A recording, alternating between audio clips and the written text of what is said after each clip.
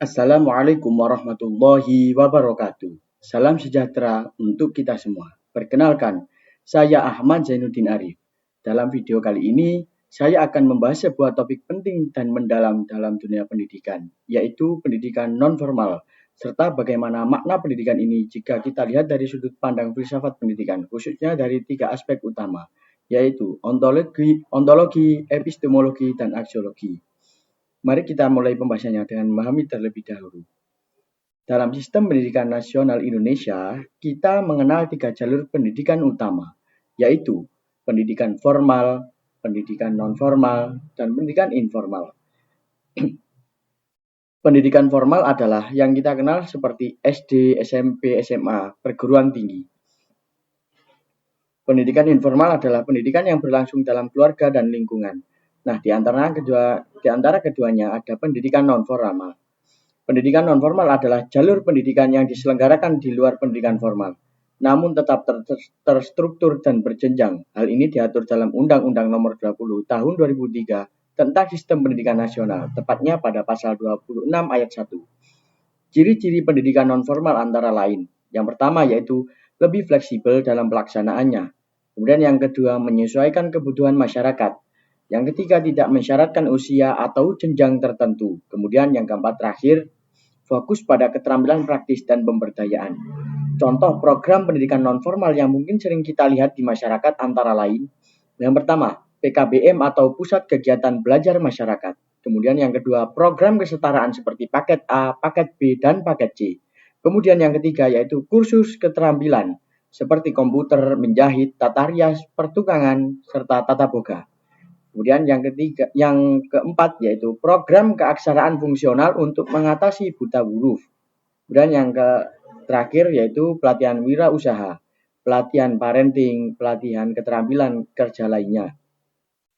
Tujuan utamanya adalah memberikan kesempatan belajar bagi semua kalangan, termasuk mereka yang tidak melanjutkan pendidikan formal, memiliki keterbatasan ekonomi, berusia dewasa tapi ingin belajar kembali, ingin meningkatkan keterampilan praktis. Jadi, pendidikan non-formal adalah jawaban bagi kebutuhan belajar yang lebih inklusif, terbuka, dan berbasis kebutuhan nyata.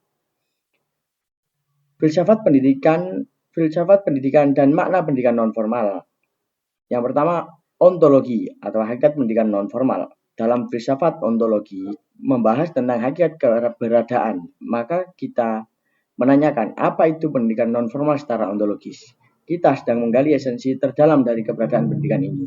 Secara ontologis, pendidikan non-formal memandang bahwa manusia adalah makhluk pembelajar sepanjang hayat atau lifelong learner. Belajar tidak harus dibatasi oleh usia, tempat, waktu, atau struktur formal. Setiap orang memiliki potensi untuk berkembang melalui pendidikan dimanapun dan kapanpun. Pendidikan non-formal mengafirmasi bahwa belajar bisa terjadi di mana saja, kapan saja, dan oleh siapa saja. Hakikat ini sangat penting, terutama dalam konteks masyarakat yang tidak bisa mengakses pendidikan formal. Maka mereka bisa mendapatkan pendidikan dengan cara yang berbeda, namun tetap bermakna. Kemudian yang kedua yaitu epistemologi, sumber dan cara memperoleh pengetahuan dalam pendidikan non-formal. Epistemologi adalah cabang filsafat yang membahas tentang pengetahuan, dari mana pengetahuan diperoleh dan bagaimana seorang bisa tahu sesuatu. Dalam pendidikan non-formal, pengalaman menjadi sumber utama pengetahuan. Artinya, peserta didik tidak hanya mendengarkan teori, tapi justru belajar melalui praktek langsung. Ciri utama epistemologi dalam pendidikan non-formal antara lain, yang pertama, learning by doing, belajar dengan cara melakukan. Kemudian yang kedua yaitu problem-based learning, belajar untuk menyelesaikan masalah nyata. Kemudian yang terakhir yaitu dialog partisipatif, belajar dari diskusi, refleksi. Contoh, seorang pemuda mengikuti pelatihan las listrik di PKBM. Ia belajar langsung dari praktek, bukan dari teori saja.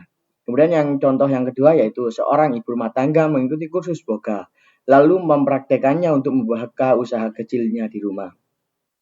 Inilah yang membedakan pendidikan non-formal. Pengetahuan yang diperoleh langsung dari pengalaman nyata dan bisa langsung diterapkan dalam kehidupan sehari-hari. Kemudian yang ketiga yaitu aksiologi, nilai dan tujuan pendidikan non-formal. Aksiologi membahas tentang nilai dan tujuan dari suatu tindakan atau kegiatan. Maka dalam konteks pendidikan, aksiologi bertanya, apa nilai dan tujuan dari pendidikan non-formal? Jawabannya yaitu pendidikan non-formal memiliki tujuan untuk meningkatkan kualitas hidup, memberdayakan individu dan kelompok masyarakat, menciptakan kemandirian ekonomi dan sosial, mengurangi kesenjangan akses pendidikan.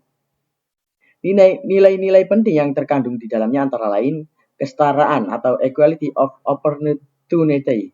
Yang kedua yaitu keadilan sosial. Yang terakhir pemberdayaan.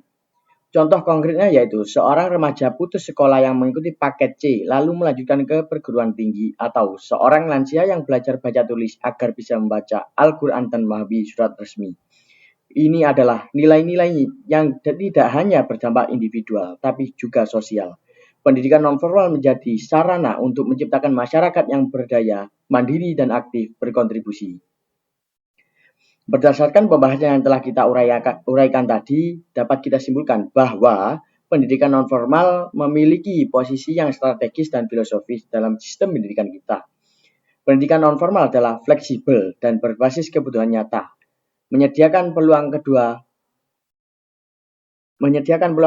bagi mereka yang tertinggal pendidikan, memberikan keterampilan dan nilai-nilai praktis untuk hidup yang lebih baik.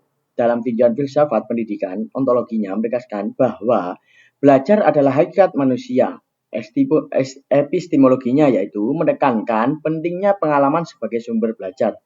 Aksiologinya menjunjung tinggi nilai keadilan, pemberdayaan, dan kemanfaatan.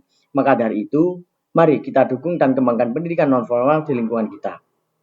Pendidikan ini adalah jalan pembebasan dan pemberdayaan yang dapat mengubah hidup seseorang, keluarga, bahkan komunitas.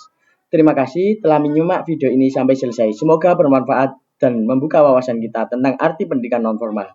Sekian dari saya. Apabila ada salah kata dan kurangnya pemahaman atas penyampaian materi yang saya sampaikan, saya mohon maaf yang sebesar-besarnya. Wassalamualaikum warahmatullahi wabarakatuh.